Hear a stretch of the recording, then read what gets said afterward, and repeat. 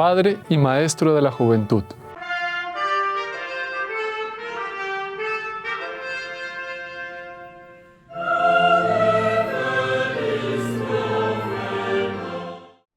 San Juan Bosco, un santo muy popular, muy conocido, un santo muy jovial, muy alegre, que se caracterizó por su dedicación y su celo, su entrega por la santificación de los jóvenes.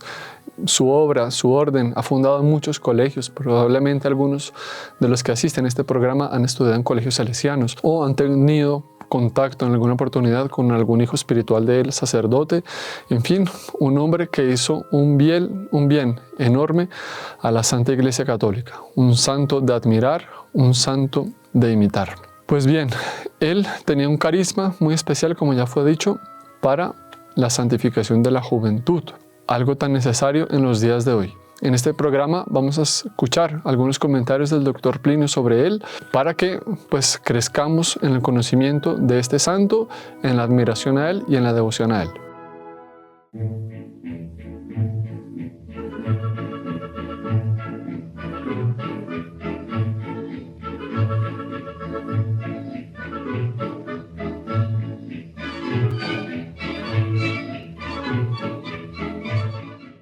São João Bosco era um padre secular italiano, do norte da Itália, de Turim. E ele era filho de camponeses muito modestos.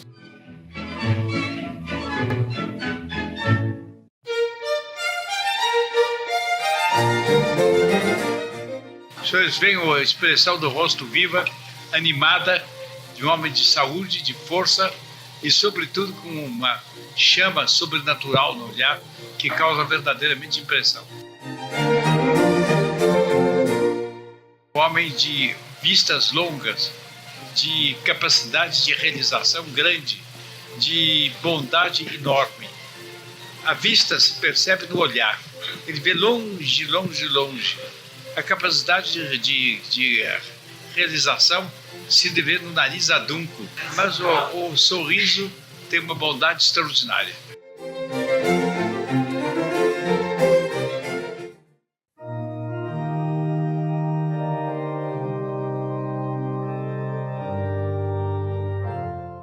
Os senhores veem a magnífica segurança de si que ele tinha. Era a confiança em Nossa Senhora Auxiliadora.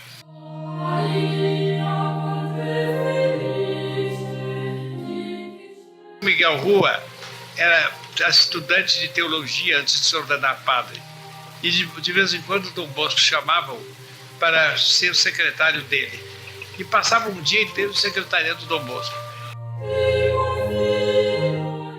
Então, perguntaram a ele se ele não lamentava perder um dia inteiro de estudos servindo a Dom Bosco. E ele teve essa resposta de um santo comentando o outro. Ele dizia: passar um dia com Dom Bosco equivale a ler um tratado inteiro de teologia.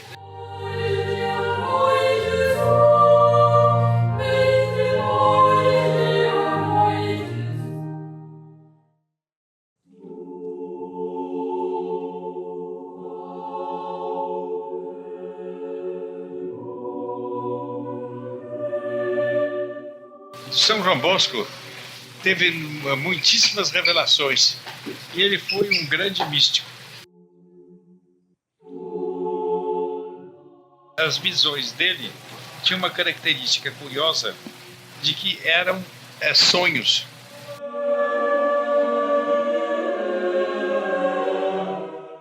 Ele sonhava durante a noite sonhos que ninguém sabe bem quanto tempo levavam. Levavam muito tempo para contar, mas são sonhos longos. E não é certo que cada sonho desses fosse uma visão. Mas umas coisas pelas outras a gente vê que muitos sonhos eram aparições, que tomavam um aspecto de sonho para se apresentar a ele. Outras vezes eram meros sonhos, mas sonhos estimulados pela providência, pela graça, e que faziam muito bem. E ele fazia disso um tesouro para o apostolado dele. E, naturalmente, vocês podem imaginar, os meninos eram para lá de sôfregos de ouvir a palavra dele. E havia padres que discretamente tomavam nota de tudo. Não havia gravador naquele tempo. Mas nós temos, assim, a narração de tudo quanto ele sonhou e contou, e publicado oficialmente pelos salesianos. E nesses sonhos ele viu o céu, viu o inferno, viu uma porção de coisas, e à noite contava para os meninos. Então é aquela sensação, você pode imaginar, os senhores conversando com um homem que viu em sonhos o céu, viu em sonhos o inferno, viu tal santo, aconteceu tal coisa, etc.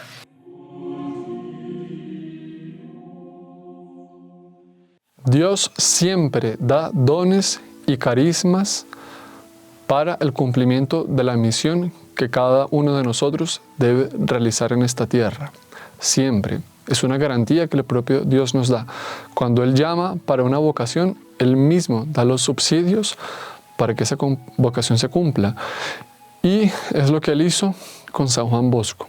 Le dio dones especiales, carismas especiales para atraer la juventud hacia Dios, para enseñarles la religión, el camino de la santidad de una manera alegre, pero seria y profunda. Continuemos con este programa, escuchando estos comentarios que tanto bien espiritual harán a nuestras almas.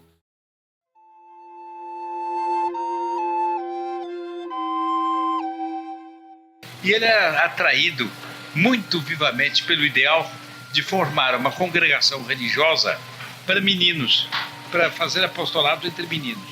E de algum modo também não estava excluído do seu ideal de formar uma congregação religiosa de mulheres para cuidar de meninas. Mas o que ele tinha em vista diretamente era uma congregação religiosa para cuidar de meninos. Mas ele era pobre, a mãe dele era muito pobre, mamã Marguerita, morta em odor de santidade, e cuja causa de canonização não está em andamento. Ele era pobre e era um homem simples, um homem do povo, de uma pequena aldeia, e não tinha relações importantes para arranjar dinheiro.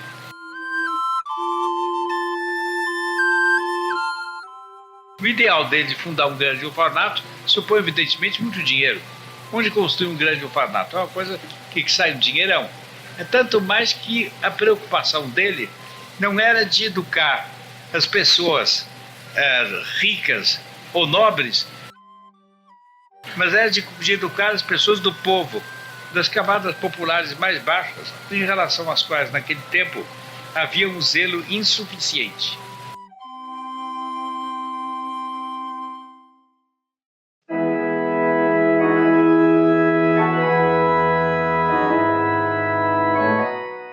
Então ele começou a andar à noite pelas ruas, onde dormiam meninos abandonados, nas portas das casas grandes, nas portas das igrejas, etc. E ele acudia, dava um pouco de comida, etc. Ele foi de tal maneira enchendo que se via que não tinha mais onde colocar gente. Não sabia de onde é que ele tirava dinheiro para alimentar aquela gente, roupa, etc, etc. Tanto mais que muitos eram filhos abandonados pelos pais.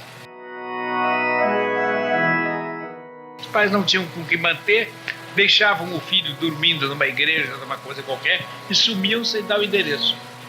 Mal feito da parte dos pais, mas é o que eles faziam.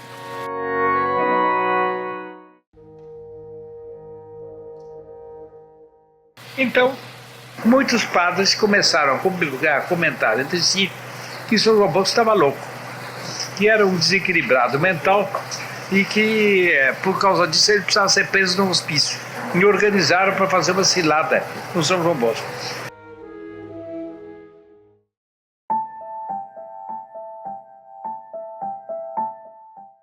Eles foram à casa onde morava São João Bosco e com uma carruagem parada na porta, um carro de transportar passageiros a cavalo. Eles foram muito amáveis e convidaram São João Bosco, que o dia estava muito bonito, muito agradável, se ele não queria fazer com eles um passeio nos arredores de Turim. São João Bosco sorriu, etc., mas percebeu que ele era muito esperto, muito inteligente. Ele percebeu que ia metê-lo no carro e levar para um hospício. Então, ele disse, não tem dúvida nenhuma, etc.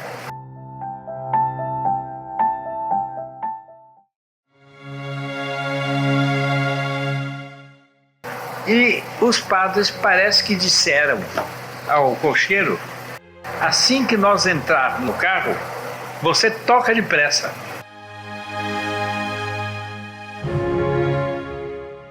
Então eles chegaram, os dois que queriam levá-lo, mais São João Bosco, chegaram junto ao carro.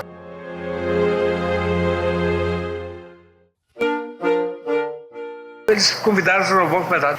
Não, os senhores são mais eminentes, mais preclaros, eu entro no fim. Eles subiram e sentaram. O João Bosco bateu a porta e disse para o cocheiro, prospício.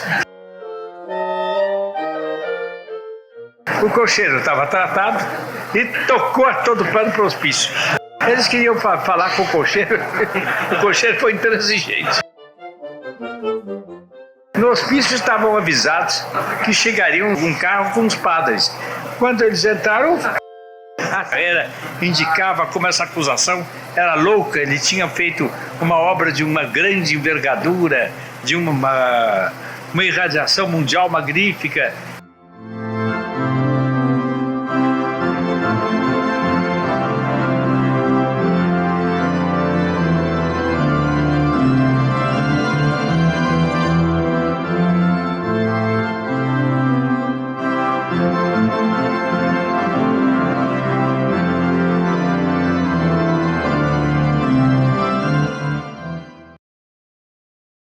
Pudimos ver en este programa cuánto el doctor Plinio tiene admiración, cuánto tuvo admiración y veneración por San Juan Bosco. Y no podía ser diferente con Monseñor Juan. Él desde siempre, desde joven, le ha tenido también mucha devoción a San Juan Bosco.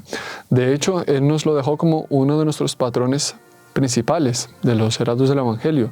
No hay un heraldo que no le tenga una admiración, un cariño, un afecto especial a San Juan Bosco. Monseñor, en sus viajes a Europa, en muchas oportunidades, quería sacar su tiempo libre para ir hasta Turín y visitar a San Juan Bosco. Estuvo muchas veces frente a sus restos, rezando, pidiendo. Él desde siempre ha tenido un relacionamiento muy especial, muy particular con San Juan Bosco. Pues que San Juan Bosco interceda por nosotros, por nuestra santificación, por el cumplimiento de nuestra misión, de nuestra vocación, y que nosotros, a ejemplo del doctor Plinio y Monseñor, también podamos ser amigos de San Juan Bosco, devotos de él, y estar siempre bajo su amparo y su intercesión. Y la bendición de Dios Todopoderoso, Padre, Hijo y Espíritu Santo, descienda sobre vosotros y permanezca para siempre. Amén. Si le ha gustado este programa, deje su like, suscríbase al canal, active la campanita para las notificaciones, comente y no se olvide de compartirlo con sus amigos. ¡Salve María!